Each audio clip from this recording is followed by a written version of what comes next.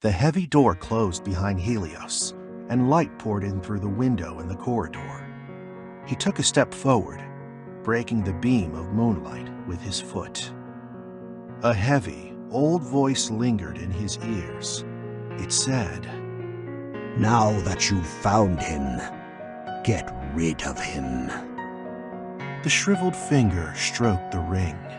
In the darkness, the man rigidly glanced at everyone at the round table, finally locking his gaze on one man. Troublesome.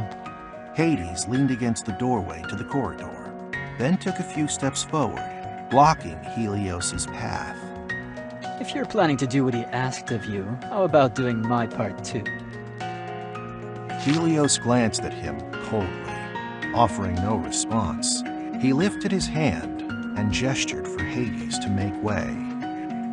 As the two men passed, Hades laughed darkly. By the way, I heard you saved a woman last time, right? Helios's gaze suddenly became cold, and the silver moonlight frosted over in his eyes. He knew exactly what Hades meant by last time. It was his second encounter with the girl. He had been sitting on a high railing, concealing himself in darkness, and watching the girl awkwardly attempt to cut herself free from the rope. It had seemed a little ridiculous to Helios how careful she was being, but somehow he had found himself feeling unusually concerned for her safety. The sharp blade was so close to the girl's skin that she could easily miss the rope and cut herself. He had already thrown a stone by the time she had become aware of his presence, which was followed by a long, awkward stare-off between the two of them. Helios remembered eliminating 3 stalkers before they reached the warehouse, and yet he wasn't sure if Hades knew more. So he just glared at him and sneered, his gaze growing increasingly more fierce. Are you threatening me? Don't assume that I don't know what you've secretly been up to. Just thought I'd mention it. Do you think this is a threat? Hades laughed, but his smile soon disappeared, leaving only malice in his eyes. The old man may be overcautious, but I thought at least you understood. Now it seems to me that having been the sun for too long, you have forgotten how to survive on this side. Dark clouds converged, obscuring the moonlight. The still corridors loomed ominously in complete darkness. Don't try to stop me. I don't have time to waste on you. Without giving Hades even one more glance, Helios walked into the darkness. It was still dark in the early hours of the morning, and the wind rattled across the rooftop. Helios turned on the computer, his fingers swiftly typing on the keyboard. A curious young man leaned in close, trying to get a view of his screen. Several dense lines appeared on the black screen, and the flow of numbers and letters dazzled the young man. Suddenly, the screen flickered, and a 3-dimensional map appeared in the center. Within the map, a red dot was on the move. This is... The man looked extremely surprised. He studied the screen even more attentively, and laughed when he spotted the skull mark on the east side of the map. This traitor probably still doesn't know that we're onto him. Now we just need to wait for him to walk into our trap. Because he had never executed such an easy kill mission, the man looked back and forth between Helios and the computer screen, gasping in admiration. Wow, you're amazing! I hope that we can cooperate again in the future. By the way, I'm actually a Kiro fan. I had one of his albums from before. Shut up. The man shut up and raised his hand, smiling apologetically. Helios glanced over and tossed the computer directly at him. The man quickly caught it, watching Helios head to the rooftop exit without looking back. He yelled after him. Where are you going? That traitor... He wanted to catch up to him, but didn't dare to take another step.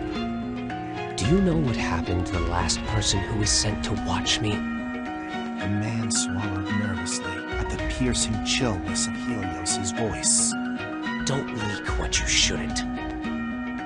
Helios walked out of the building and dove straight into the narrow alley. Finally, even the moonlight couldn't catch him.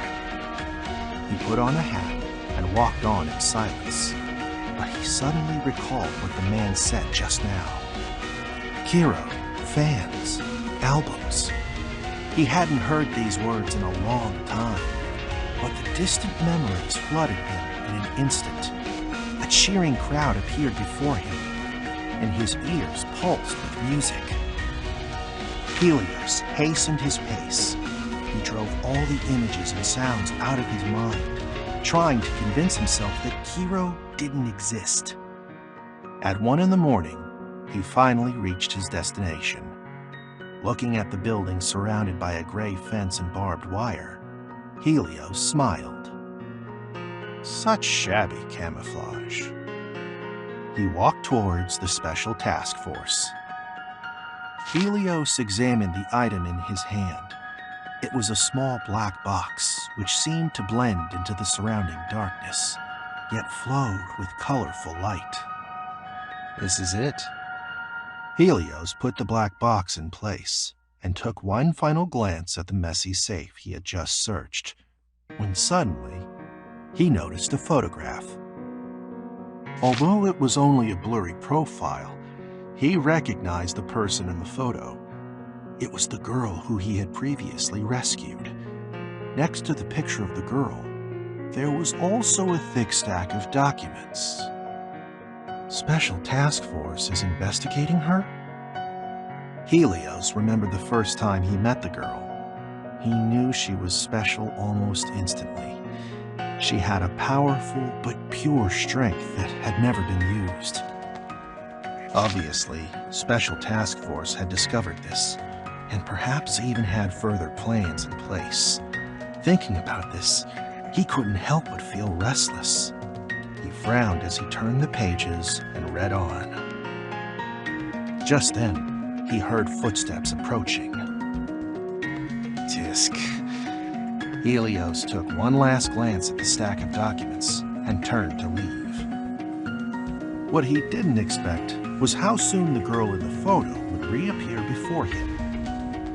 The girl, eyes wide with surprise, was unsure of what to do. She blinked absent-mindedly like the last time they had met. It wasn't until she heard the approaching footsteps that she quickly spoke. Excuse me, can you do me a favor?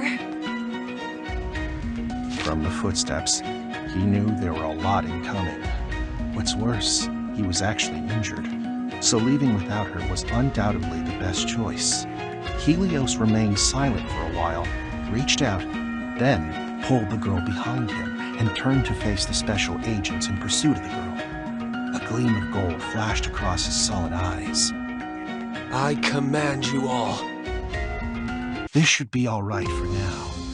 Helios compressed his bleeding right arm and looked back at the girl, only to find her in complete disbelief.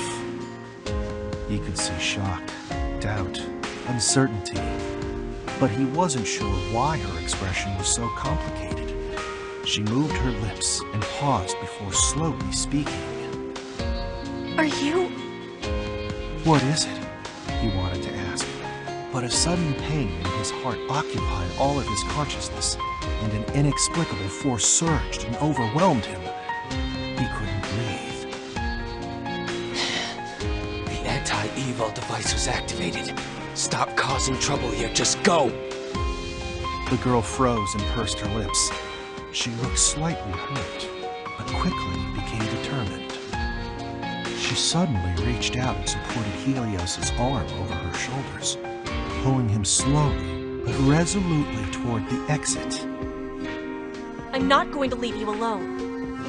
The switch was turned off, and in the darkness, her voice was crystal clear, and he felt her warm breath surround him. Stumbling to the car, Helios looked at the girl's nervous face and suddenly recalled of that confrontation not long ago. Hades said he saved the girl, but actually, the girl saved him as well. A thin, fragile arm suddenly appeared, blocking the sharp blade. And now, after the violent collision, the flames and sunlight blurred Helios' vision. But that slender arm once again appeared before him. The girl in his arms was in great pain. Tears welled up in her eyes, but she still tried desperately to reach forward, grasping the little black box in her hand. Then, she smiled gently. The man snoring in the morning sunlight was awakened by the sound of the open door, and immediately pulled his gun. Who is that? Helios! The man stared at Helios, who was covered in wounds and bruises. It took him a while before he recognized him. It's only been a few hours. Why are you... So much noise. Finish it. Under the hat, his silver hair looked a lot brighter in the morning sunlight, and the bloodstains on his forehead and the lightly dressed wounds were visible as ever. Realizing what had happened, the man quickly looked at the computer screen. The flashing red dot stopped at the skull mark, indicating that the prey had been caught. Helios glanced at him again. The man nodded and took out his gun. He smiled a horrible and menacing smile. It was the smile of a hunter. The sun had risen completely. The increasingly bright light drowned out everything that had belonged in darkness. Helios suddenly remembered that day a long time ago. In the darkness, the withered hand touched his head and said faintly, Become Kiro. Be the so-called sun. At that time, he had lowered his eyes, nodded blankly, and simply walked out of the night, emitting a false light that was not his own. But today, Helios looked off into the distance, and seeing the dazzling morning light, he remembered the girl. Her faint breath, trembling voice, gentle gaze, and soft murmur made Helios feel as if he was in the most tender dream. I got it! The girl grasped the black box a little tighter and smiled softly. At that moment, he saw the real sun.